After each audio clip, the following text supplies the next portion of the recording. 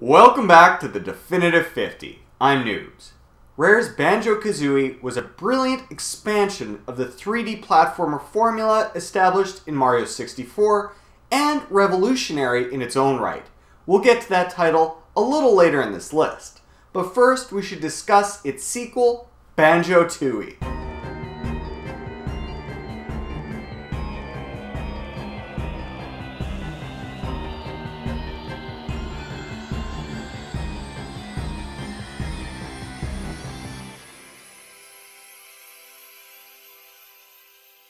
Gruntilda the witch has been freed by her sisters after being stuck under a boulder for 2 years following the original Banjo-Kazooie.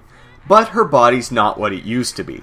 She's nothing more than a skeleton at this point and needs to use the Big Ol' Blaster cannon to suck the life force out of victims to restore her form.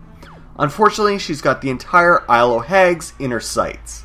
It's a lot more complicated than this, but the basic idea is that you've got to stop Grunty before she can charge up the Big Ol' Blaster enough to carry out her life-draining plan.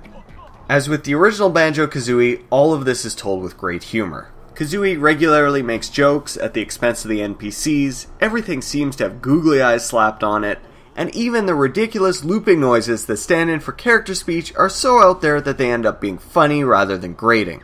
In terms of gameplay, Tooie picks up right where the original Banjo-Kazooie left off.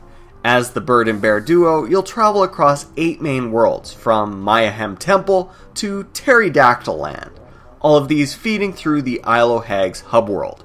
As should be expected, Banjo-Tooie is a technical marvel, and these environments are sprawling wonders. Once again, you're in search of notes, jiggies, and other collectibles. It's the same combination of platforming and collecting that was so common in the N64 era, but thankfully free of the repetitiveness found in DK64. Unlike its predecessor, Tooie's worlds are actually interconnected, and there's some backtracking required to get everything. To help mix things up, Banjo and Kazooie receive regular help on their travels from some magical friends.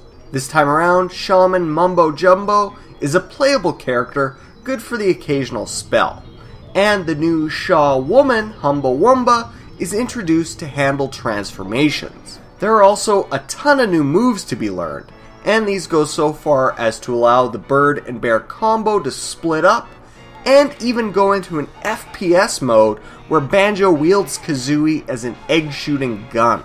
Tooie also adds a multiplayer component where up to 4 can challenge each other in a number of mini-games, including kickball and, yes, first-person shootouts. After the sale of Rare to Microsoft, Banjo-Tooie was followed up with a couple of GBA spin-offs and eventually Banjo-Kazooie Nuts and Bolts on the 360. But at this point you can add Banjo and Kazooie to the long list of classic Rare characters being ignored by Microsoft. Let me know what you think of Banjo-Kazooie and the Definitive 50 in the comments section below. Don't forget to like this video, share this video, and subscribe. Check back next week as we head into the top 10 Definitive 50 N64 games. It's getting exciting.